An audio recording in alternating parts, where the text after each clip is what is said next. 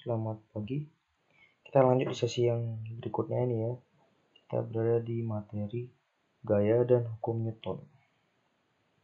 Jadi yang pertama kita bahas adalah gaya. Gaya itu apa? Gaya adalah tarikan atau dorongan. Jadi gaya dapat mengubah bentuk benda, arah benda, ataupun kecepatan benda. Jadi kalau bentuk misalnya yang paling gampang dilihat tanah atau benda-benda yang lembek ya. Kemudian kalau arah misalnya ada bola yang tadi ke kanan, kalian kasih gaya, kalian pukul bisa jadi ke kiri. Dan otomatis juga kecepatan ya. Tadinya bolanya diam, kalian tendang jadi bergerak. Ada kecepatan. Jadi gaya itu ada pada tendangan. Kemudian tadi bendanya kalau misalnya bergerak pelan, ditambah lagi kecepatannya jadi makin cepat karena ditendang. Jadi gaya dapat mengubah bentuk. Plastisin kalian tekan-tekan bisa berubah bentuk kan. Itu karena kalian berikan gaya. Oke. Gaya itu ada dua jenis. Gaya sentuh dan gaya tak sentuh. Jadi gaya sentuh itu gaya yang secara fisik itu bersentuhan.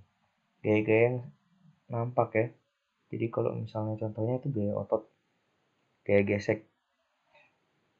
Jadi gaya otot itu gaya yang ditimbulkan oleh koordinasi antara otot dengan rangka tubuh, dengan tulang-tulang bagian tubuhnya itu. Secara bersentuhan.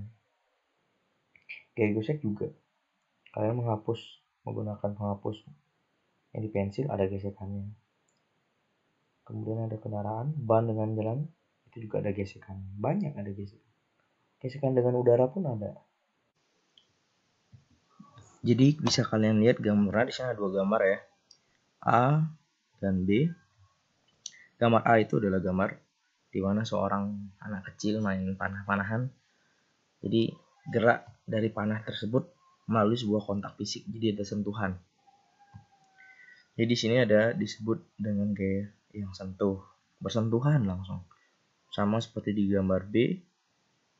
Jadi seorang mendorong meja, gaya dorongnya kanan, di sini gaya disimbolkan, digambarkan dengan tanda panah hijau. Jadi arahnya ke kanan, berarti arah gayanya ke kanan. Tetapi apa yang membuat meja itu jadi susah digerakkan? Karena ada gaya gesek di bawahnya. Jadi ada gesekan antara kaki meja dengan lantai yang menghambat. Jadi arah geseknya adalah ke kiri, menghambat dia. Jadi ketika kita memberikan gaya dorong yang ke kanan, maka akan mendapat gaya gesek yang arahnya ke kiri seperti gambar. Kemudian gaya tak sentuh adalah gaya yang tidak membutuhkan sentuhan langsung dengan benda yang dikenai. Jadi tidak ada physically kontaknya, tidak ada bersentuhan. Contohnya adalah magnet. Jadi pernah kan kalian misalnya main magnet, dikasih jarak tertentu magnet dengan logam apapun, jadi secara tidak terlihat dan tidak bersentuhan, maka magnet itu akan menarik benda yang lain. Jadi sama seperti gravitasi, kalian sekuat tenaga melempar benda ke atas, ujung-ujungnya benda itu akan jatuh. Jadi yang menarik benda itu apa? Gaya gravitasi. Terlihat enggak gaya gravitasi? Enggak. Bersentuhan enggak langsung antara benda dengan benda? Enggak.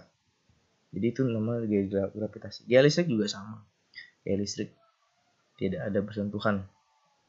Tarik menarik, kalau misalnya kalian pernah mencoba menggunakan penggaris, digosokkan ke rambut, lalu didekatkan sama kertas-kertas yang sudah dipotong kecil.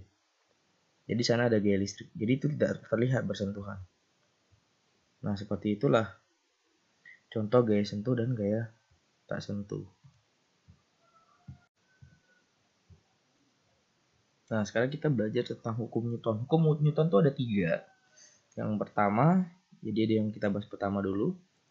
Nah pertanyaannya adalah apa yang terjadi ketika ketika kendaraan sedang melaju, kemudian direm secara mendadak. Misalnya kalian pernah di dalam mobil atau kendaraan yang lain lagi sedang melaju, tiba-tiba ada sesuatu penghalang di depan terus direm mendadak. Apa yang terjadi dengan tubuh kalian? Tadinya bergerak ke depan, udah direm, apa yang terjadi? Pasti tubuh akan terdorong ke depan. Makanya pakai seat belt. Terus ada airbag kan untuk keselamatan. Sama juga terjadi pada penumpang ketika kendaraan awalnya diam, kemudian digas secara spontan. Jadi diam, digas secara spontan. Kalau misalnya di tempat duduknya gini ya nggak kerasa, tapi kalau di dalam yang lebih kerasa itu ketika sedang di motor, kayak perlu berpegangan ya. Jadi tiba-tiba digas secara spontan, maka kita akan terasa terdorong ke belakang. Itu yang dibahas tentang hukum 1 Newton. Jadi bisa kalian lihat di gambar ada seorang kendaraan menggunakan sabuk pengaman. Jadi ketika rem mendadak, sabuk pengaman berfungsi untuk menahan supaya tubuh kita tidak terlempar ke depan. Nah, ini sebuah percobaan. Jadi kita akan bahas tentang kelebaman. Ini bisa kalian coba. Misalnya nih ada kalian cuma butuh satu kertas apa aja boleh sebenarnya. Kertas HVS, kertas buku tulis juga bisa. Satu gelas boleh, kalau takut pecah jangan pakai gelas. Bisa pakai botol minuman kemasan itu ya. Nah, diisi air boleh. Kemudian lakukan seperti yang digambar. Boleh kalian screenshot lihat. Jadi poinnya di sini adalah sudah kayak saya kasih garis merah di bawahnya. Jadi ada gelas, kalau pakai botol plastik bisa biar lebih aman. Takutnya kan nanti kalian ada sesuatu yang bisa pecah ya. Nah, kemudian ada dua kegiatan. Pertama, tarik secara perlahan tuh kertas. Pelan-pelan 3 kali. Apa yang terjadi? Kemudian poin yang kedua adalah tarik dengan sentakan yang sangat cepat. Jadi sangat cepat. Apa yang terjadi? Tarik kertasnya dengan sangat cepat. Cas gitu. Ya. Bisa kalian coba, itu menunjukkan bahwa di sanalah ada berlakunya hukum 1 Newton. Jadi hukum utama itu tentang kelembaman, inersia. Yaitu benda cenderung mempertahankan posisinya. Jadi yang diam akan cenderung diam, yang cenderung bergerak sama seperti dalam kendaraan tadi. Tadi awalnya kita diam, tiba-tiba digas secara spontan, maka tubuh kita kan dalam keadaan diam kan, jadi kan cenderung diam, makanya kita terdorong ke belakang. Kalau sedang bergerak ke depan, tiba-tiba direm, tadi kan bergerak ke depan, yang tadinya bergerak cenderung bergerak, tapi tiba-tiba mau diberhentikan, otomatis tubuh kita mau bergerak ke depan ya. Jadi Newton itu adalah benda itu kan cenderung mempertahankan posisinya. Sama nanti kalau misalnya kalian coba botol tadi sama kertas ya, kalau kalian tarik pelan-pelan maka bendanya akan bergerak secara pelan-pelan mengikuti kertas. Tapi kalau kalian tarik secara spontan, maka si benda itu akan diem. Kalau kalian berani coba pakai gelas, saya yakin itu tidak akan bakal jatuh walaupun dihentak dengan cepat. Jadi jika ada gaya lain bekerja pada keadaan itu, maka benda akan cenderung mempertahankan keadaannya. Tidak ada gaya lain di sini kata aku. Tidak ada gaya lain yang bekerja. Maka dia akan mempertahankan posisinya. Jadi kalau ada gaya lain, misalnya gesekan, ya dia akan pelan-pelan jadi berhenti kalau ada benda kan.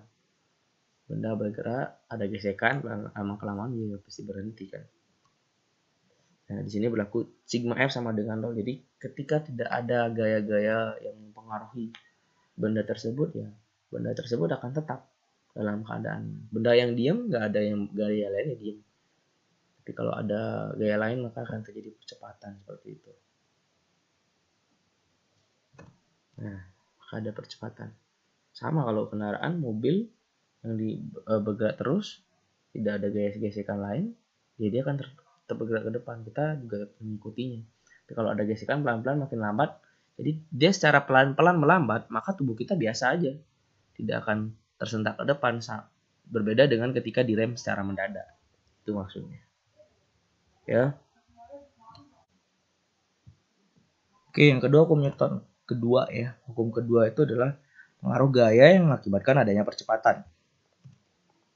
Misalnya kalau kalian memberikan gaya kepada sebuah bola, jadi dengan menendangnya, makin keras gaya yang kalian berikan, ya otomatis bolanya akan semakin cepat dan semakin jauh terlemparnya.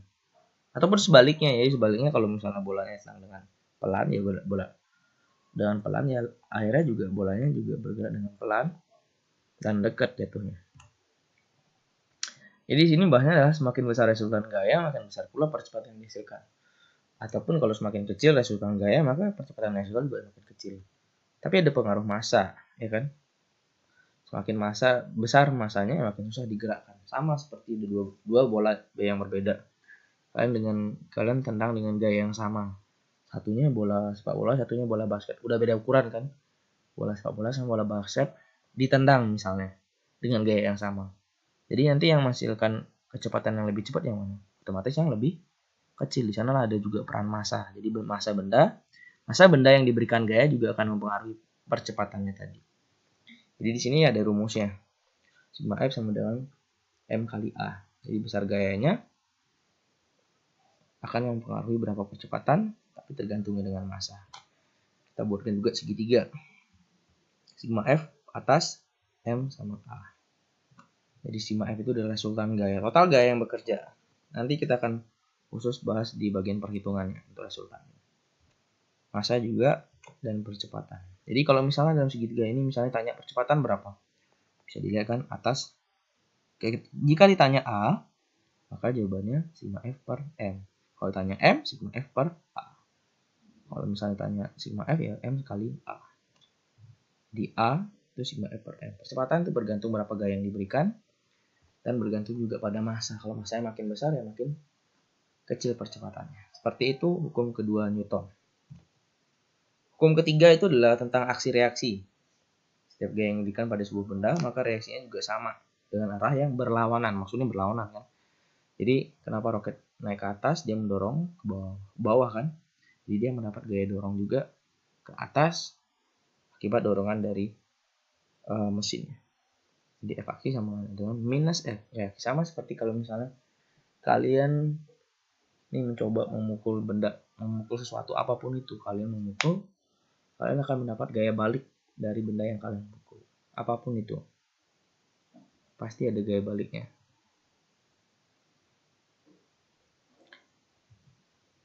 Nah, contoh lain ada burung.